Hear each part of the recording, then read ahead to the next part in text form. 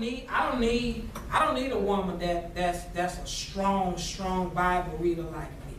That wouldn't be a necessary criteria for me. But for another brother that might be weak in the word, he may necessarily need a woman that's strong in the word like me. You know, so because a woman, I can lead her. She might have a strength that's different from mine, and her strength and my strength, we put those in together. Her weaknesses and my weakness. Her strength might be my weakness. My strength might be her weakness. That's how that thing gels, and that's how you put that thing together. So that's absolutely right. Anything else about that? Any other questions? No other questions? Anybody got more questions? So let's have a discussion. Go to page 4. So we can hurry up. Yeah.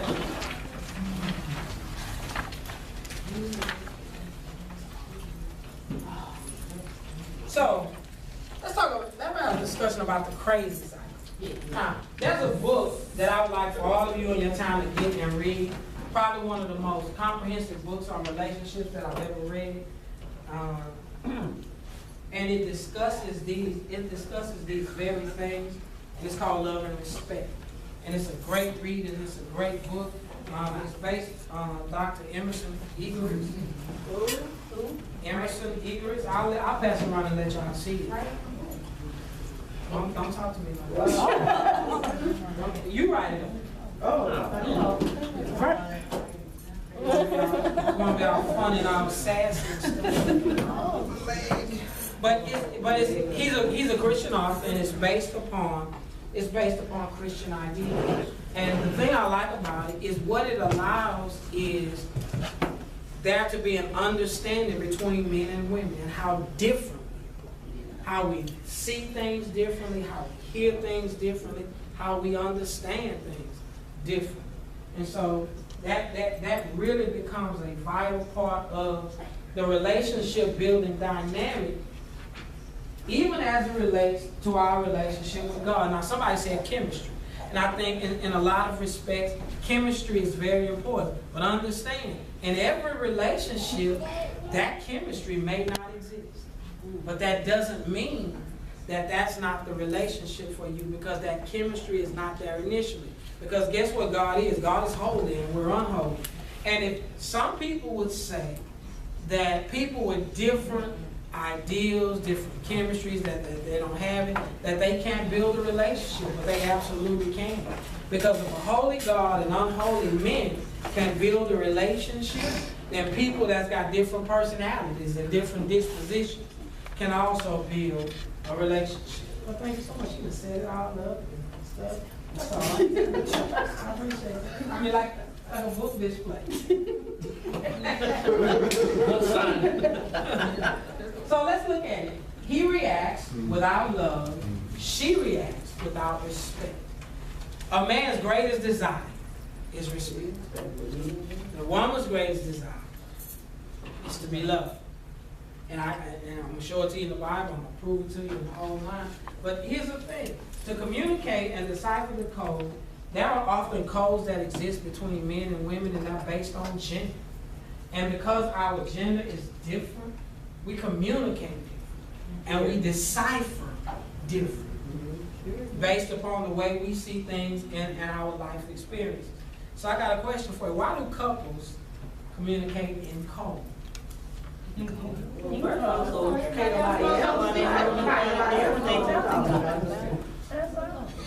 then I see, because it's easier for both of them to actually know what the next person, is actually thinking before even saying anything. So yeah, having the code language. I ain't talking about the outside people. I'm talking about to one another. Not the outside people, to one another.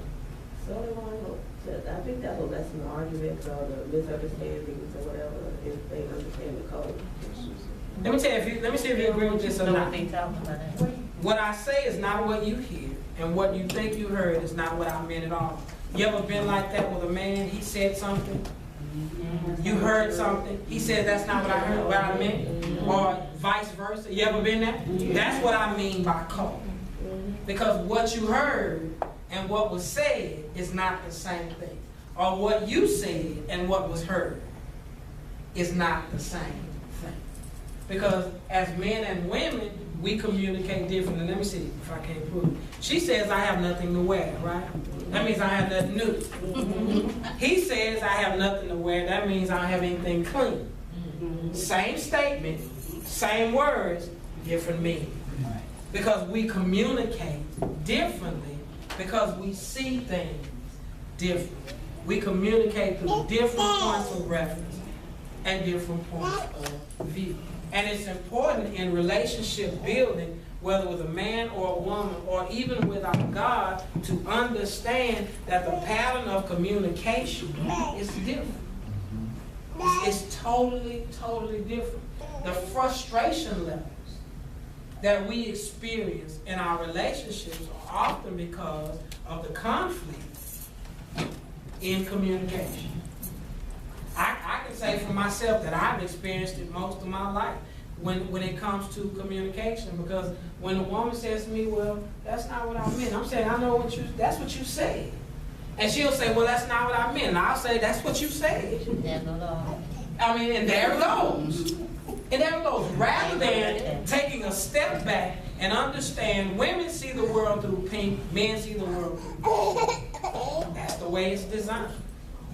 We look at it totally differently. And if we would understand the other's point of view, or even respect the fact that if you say to me that I don't get it, I need to find another way to explain it to you until you do get it. Or make it not seem unloving for women or disrespectful to men. Because when a woman feels like you don't love her, you get nothing. And if a man feels like you disrespected him, you get nothing. Things shut down. So love and respect are two of the most potent things that we can learn to get in order to build good relationships. Watch this. What about this? When the issue isn't the issue at all. You ever been in an argument and the thing you were arguing about wasn't a real issue? We do that all the time. Yeah. You know what I'm talking about. Yeah, that's not the real issue at all. Usually the issues are more deep-seated. But it's things we don't want to talk about. It's things that we don't want to share. It's things that we either are ashamed of or afraid of. And that's why it's called the crazy side. Because what it does, it throws things into disarray. It throws relationships, into disarray. Watch this. You ever been in a car?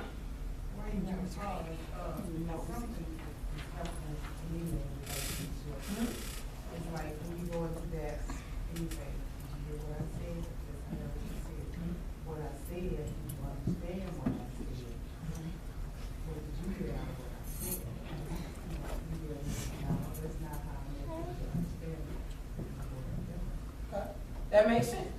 It's sensible as long as, think about yourselves as women. The brother gets the best from you when you feel loved. I'm talking about when you feel like this brother's got me, whatever he needs, you can get. When a brother feels like you respect him, whatever you want, you can get it. So even in that scenario, in the communication aspect of it, you got to make sure as men we communicate it in a loving manner. And as women, you got to make sure you communicate it in a respectful manner. Not as you see it, but as he sees it. Not as we see it, but as they see it. And what happens then is it brings about a calm. It brings about a calm when the other considers the other's point of reference and point of view. You ever got into a conflict and you weren't sure why? That ever happened? You be like, damn, what just happened? What are we fighting about? What are we arguing about? Yeah, it happens. Yeah, and see, watch what happens. When the argument happens, you ever seen a man deflate when you said something to him? You ever saw that? There's this deflation in him. Or fellas, you ever seen the room go cold? when you say something to her, yeah, I'm talking about it it happens like that because of our choice of words and the way we go about doing things. And Dr. Equals calls it the crazy stuff. Because he goes, come on.